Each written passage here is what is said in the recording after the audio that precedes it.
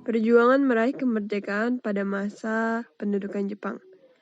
Awal masa penjajahan. Pada awalnya, kedatangan pasukan Jepang disambut hangat oleh bangsa Indonesia. Namun kenyataannya, pasukan Jepang tidak jauh beda dengan bangsa kolonial lainnya. Malah, perlakuan bangsa Jepang lebih biadab dan menyengsarakan bangsa Indonesia. Sumber-sumber ekonomi bangsa dikontrol penuh seluruhnya oleh Jepang. Maka penderitaan dan kesengsaraan menyelimuti bangsa Indonesia. Setelah berhasil menguasai wilayah Indonesia, Jepang melihat adanya kemungkinan kesulitan dalam pemenuhan bahan pangan. Oleh karena itu, Jepang melakukan perluasan area persawahan, penyuluhan pertanian, pengawasan terhadap penggunaan dan peredaran sisa barang, pengawasan terhadap hasil perkebunan, dan peraturan pembatasan alat produksi. Bentuk-bentuk perlawanan terhadap Jepang. Yang pertama ada perjuangan kooperatif atau kerjasama. Perjuangan secara kooperatif yaitu dengan kerjasama atau memanfaatkan organisasi buatan Jepang. Salah satunya yaitu Putra. Putra telepon untuk mendukung peperangan Jepang menghadapi sekutu. Namun akhirnya dibubarkan oleh Jepang. Intinya perjuangan secara kooperatif yaitu dengan organisasi.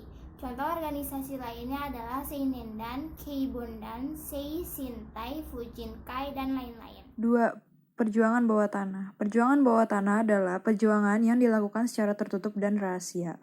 Perjuangan bawah tanah ini dilakukan oleh para tokoh nasionalis yang bekerja para instansi-instansi pemerintahan buatan Jepang. Jadi, di balik kepatuhannya terhadap Jepang, tersembunyi kegiatan-kegiatan yang bertujuan menghimpun dan mempersatukan rakyat untuk meneruskan perjuangan untuk mencapai Indonesia merdeka. Kelompok perjuangan tersebut antara lain Soekarni menghimpun tokoh-tokoh pergerakan yang lain, antara lain Adam Malik, Kusnaini, Pandu Wiguna, dan Maruto Nitimiharjo. Gerakan yang dilakukan kelompok Soekarni adalah menyebarluaskan cita-cita kemerdekaan, menghimpun orang-orang yang berjiwa revolusioner, dan mengungkapkan kebohongan-kebohongan yang dilakukan oleh Jepang. Kelompok Ahmad Subarjo. Ahmad Subarjo berusaha menghimpun tokoh-tokoh bangsa Indonesia yang bekerja dalam Angkatan Laut Jepang. Atas dorongan dari kelompok Ahmad Subarjo, Angkatan Laut berhasil mendirikan asrama pemuda yang bernama Asrama Indonesia Merdeka. Di asrama Indonesia Merdeka inilah para pemimpin bangsa Indonesia memberikan pelajaran-pelajaran guna menanamkan semangat nasionalisme kepada para pemuda Indonesia. Kelompok Sultan Syahrir. Dalam perjuangannya, Syahrir juga menjalani hubungan dengan pemimpin-pemimpin bangsa yang terpaksa bekerja sama dengan Jepang. Di samping itu, hubungan kelompok Syahrir dengan kelompok perjuangan yang lain berjalan cukup baik, karena gerak langkah Syahrir dicurigai Jepang.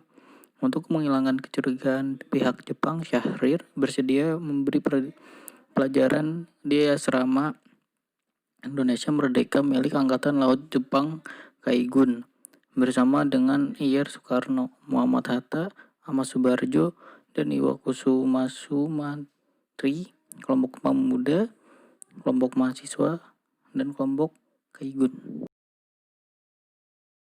3. Perlawanan angkat senjata. Perlakuan Jepang yang tak berpihak kemanusiaan menimbulkan reaksi dan perlawanan dari rakyat Indonesia di berbagai wilayah.